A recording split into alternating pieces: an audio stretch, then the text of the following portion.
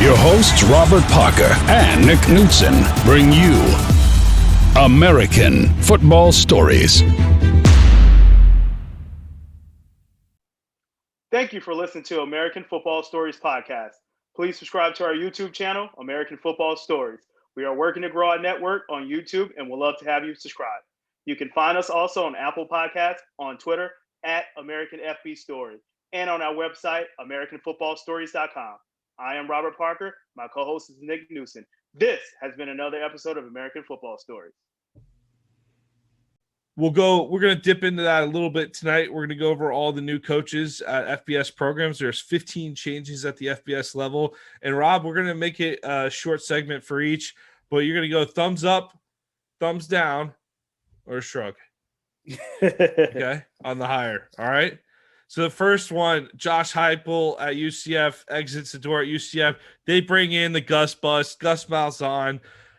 Little bit of a surprise, in my opinion. I thought that when they were first mentioned in the name, I thought, well, that's like a lazy connection because he lost the Auburn job and what? I mean, he's a good coach and everything, but like, and hey, Auburn right now in the Nick Saban era, it's got to be like that's one of the toughest jobs in America right now. Not sure if you saw the press conference where a reporter from Orlando, West 2 News, asked if Gus Malzahn was ready to handle the pressure cooker of this job at UCF. Yeah, you laughed. Most people laughed.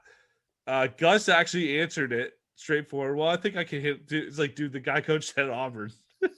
Yeah. I don't handle it. I don't think it's that much pressure to coach at UCF. No, compared to Auburn, no. But hey, UCF, it's a pretty high standard. You're competing for the conference title in all seriousness, though. But I mean, you walk in the door, you inherit Dylan Gabriel, who I think he's one of the best returning quarterbacks in the country. If you're Gus Malzahn, the guy's probably going to rip it and have a lot of fun down there this season at UCF. I think they'll be highly successful, at least in year one. My concern with him is long-term. He got up there and said all the right things at his press conference. He said, this is top 20 job in America. You know, we're determined to make the playoff. He said all the right things that UCF fans want to hear. But do you see Gus actually sticking around? 5 years from now, is Gus the head coach at UCF is basically my question. Well, before I answer that, I'm going to go back to the actual little game we were playing. So I'm going to go ahead and give a thumbs up for the hire for Gus Malzahn. But to answer your question, I do not see Gus Malzahn sticking around past 5 years at UCF. I think he's going to do an outstanding job while he's there, and which is going to springboard him into getting another, top tier job. So I can see that happening before he, stays 5 years plus at UCF. Tell me NC State wouldn't hire him 2 years from now or somewhere else. I mean, like, he's going to get another opportunity somewhere at a big level because he's going to crush it at UCF. I'm with you. I'm gonna give it a thumbs up overall. I like the hire. Orlando seems pretty pumped about it too. That's kind of like swayed me a little bit. They just seem very fired up. And arguably, did you upgrade from Josh Heupel? Most definitely. I tell you what, I know Gus Malzahn gets a lot of slack because, he hasn't won, the national championship that much. I mean, I think they won one under his tenure. When he was an OC. He was the OC with Cam Newton. Yeah. And that was Gene Chizik as the head coach. They made it his first year. And then they made it his first year. So and I think they lost that one to Oregon. FSU. Florida State. Yep. That was Jameis Winston's team. So I really think Gus Malzahn's a great coach. I mean, we saw that, he can coach on the high school level. We saw that he can coach on the collegiate level, in Auburn on a top tier level. He has an all-time winner record, and he has an all-time winner record in the SEC. So he's above 500 all-time and above 500 in the SEC. So I think that counts for a lot right there. Well, the man he's replacing followed UCF athletic director up to Tennessee. Josh Heupel replaces Jeremy Pruitt. And we talked about this a couple weeks ago. I got pretty fired up on that episode, but hey, Tennessee is a mess right now. And we talked about the fact that they got to play Alabama every year right now, Florida, Georgia. Like, they haven't beat. They're like on an 18-game collective losing streak to all these schools. Lost 14 of 15 to Florida, 14 in a row to Alabama, like 9 of 11 to Georgia. They are in no place to think that they are as pretty as they are.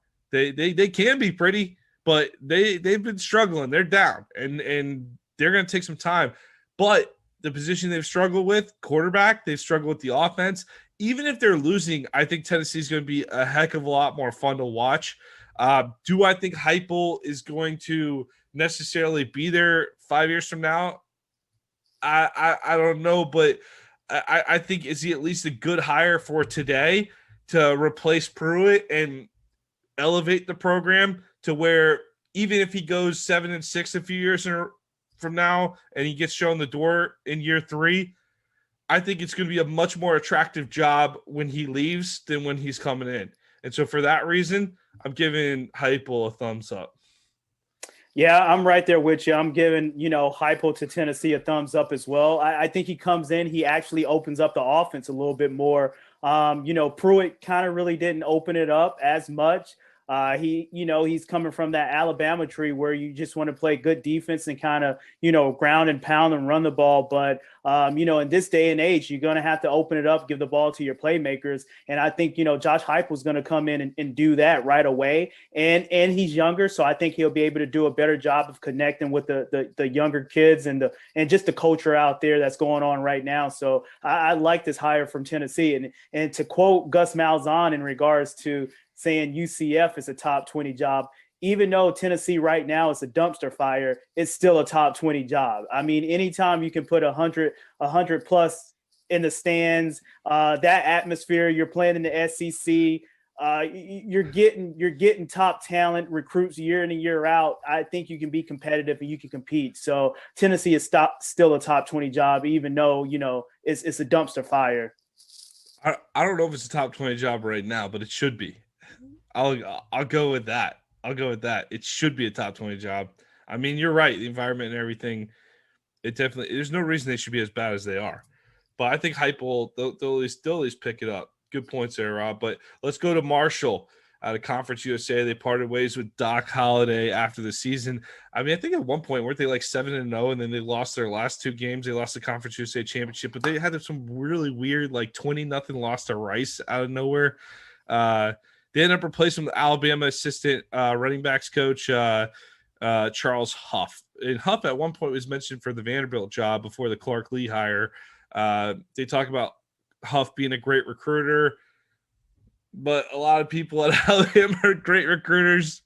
I think on paper this seems like a good hire, but Holliday was 85-54, had a good thing going. This almost feels like maybe both sides got tired of each other and just decided to make a change. So for that reason, I don't know if Marshall's necessarily that much better off. Maybe new blood helps, and Huff will be hungry to prove himself, and it ends up being a great move.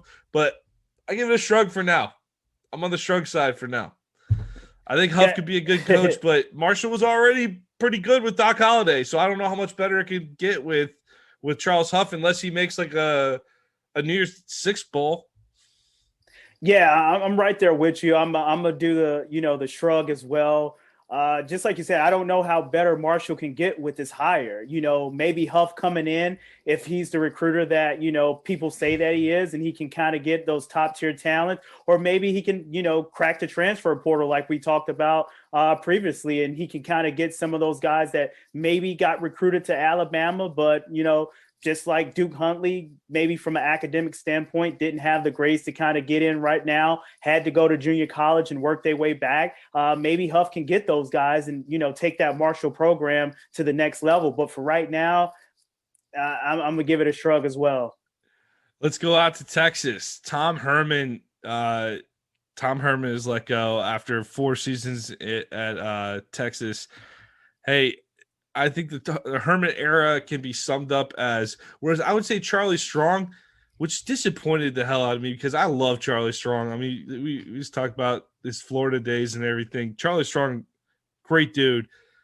Bummed out it didn't work out for him at Texas, but we thought Herman, if we were doing this segment 4 years ago, we would have been like 2 thumbs up on Herman. Like we would have Herman looked to be a home run hire. He was the hottest coaching candidate in America. LSU, Texas are fighting over him.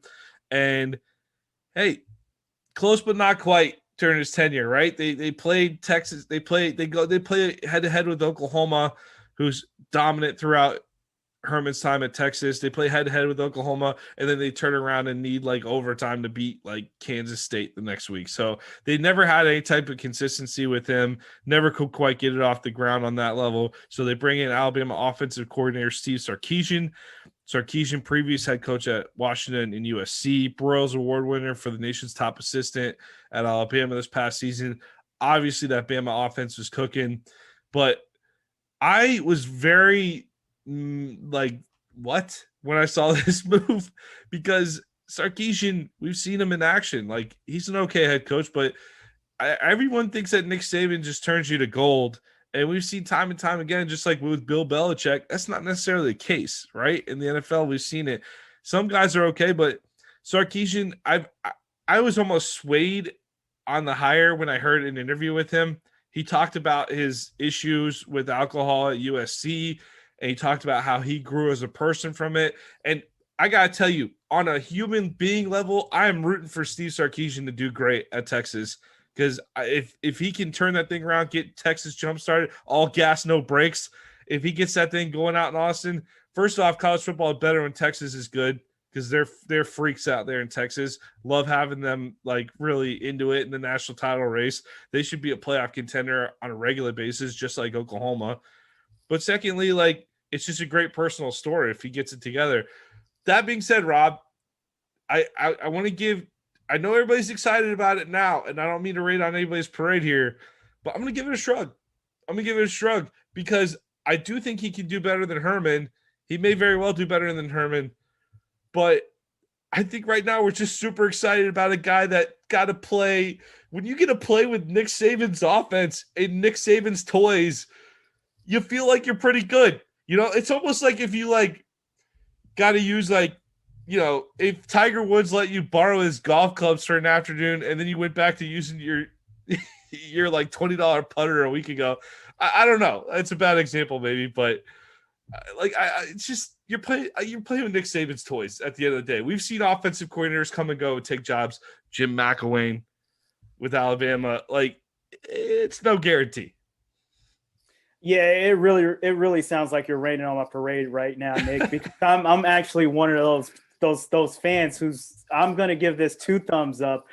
I love this hire by Texas, Steve Sarkisian. I think he's more than just an average coach. I think he's, you know, he has a great football mind. And just like you mentioned, he has battled with the alcoholism and everything and, you know, just, you know, facing his demons. So he's seen the top of the top and he's seen the bottom of the bottom. So I think he's in a good mental space right now. He has all the things that he needs to do a good job at Texas. The facilities are top notch. The state of Texas, the athletes out there, he can have the pick of the litter. He really don't even have to leave the state to recruit. He has that Alabama, you know, resume on that Alabama pedigree on his resume saying, hey, this is what I did with, you know, Mac Jones and Devontae Smith. Hey, I have a Heisman Trophy winner under my belt. He can go back, even talk about, hey, I have the relationship with Lane Kiffin. I have the relationship with Pete Carroll. So I think this is a great hire for Texas. And I think Steve Sark is definitely going to change, you know, the tide in Texas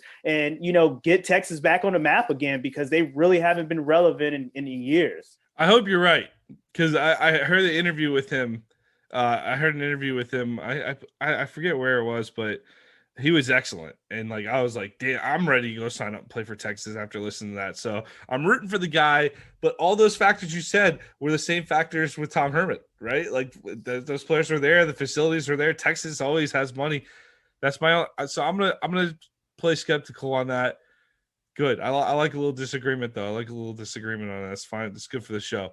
So Sark, we're divided on Sark. Thank you for listening to American Football Stories podcast. Please subscribe to our YouTube channel, American Football Stories. We are working to grow our network on YouTube and we'd love to have you subscribe. You can find us also on Apple Podcasts, on Twitter at American FB Story, and on our website, AmericanFootballStories.com. I am Robert Parker. My co-host is Nick Knudsen. This has been another episode of American Football Stories.